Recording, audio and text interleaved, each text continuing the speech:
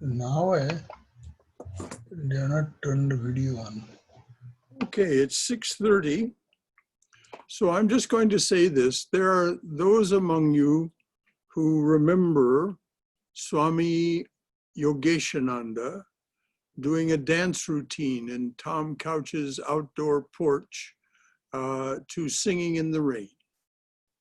It's a shame that we can't have such an activity, though I'm not as nimble on my feet as Yogeshananda. It would still be nice for us to get together face to face, but it just is not wise right now. So we will have to make do with this, and I hope that we can enjoy ourselves and be in the spirit of the day. So in fond memory of Swami Yogeshananda, we'll start this evening's activity.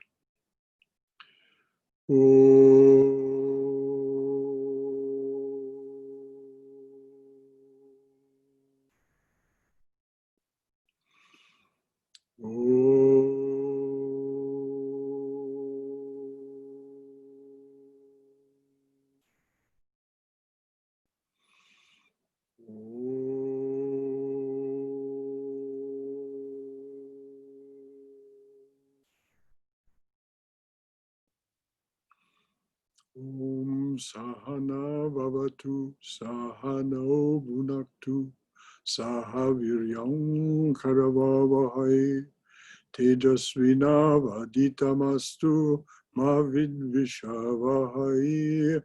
Om Shanti Shanti Shanti. May the Divine Being look over us lovingly as a mother and father. May the Divine Being support and nourish us as a mother and father. May we have the strength and skill to study together the art of spirituality. May no misunderstandings arise amongst us. Om, peace, peace, peace be unto us, and to all joyous and suffering beings everywhere. So just to review what we're going to do, I'm going to do an Arati in front of this shrine here. Those of you who've attended Arati here will find it very familiar. We'll do the light, and then the incense, and then sing Om Hring Ritam. And those of you who know Om Hring Ritam, please do sing it with me. And then I'll chant Breaker of this World's Chain. And we'll hold a moment's silence in memory of the day, Swami Vivekananda's Mahasamadhi, and Swami Prabhavananda's Mahasamadhi also, which was on July 4th, 1976, this nation's bicentennial. So that's how we will proceed.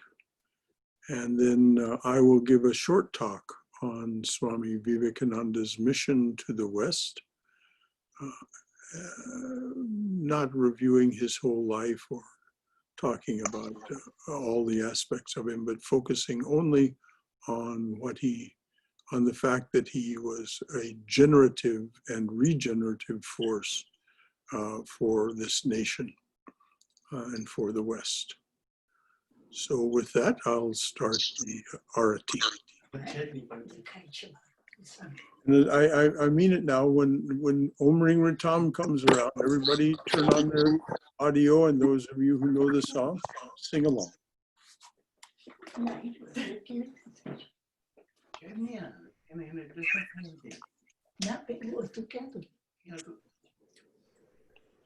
દેખાય છે તારું મોડું તું આમ કરે બધું દેખાય છે તું કેમ આમ પડી નથી સમજ પડતી તું દેખાય છે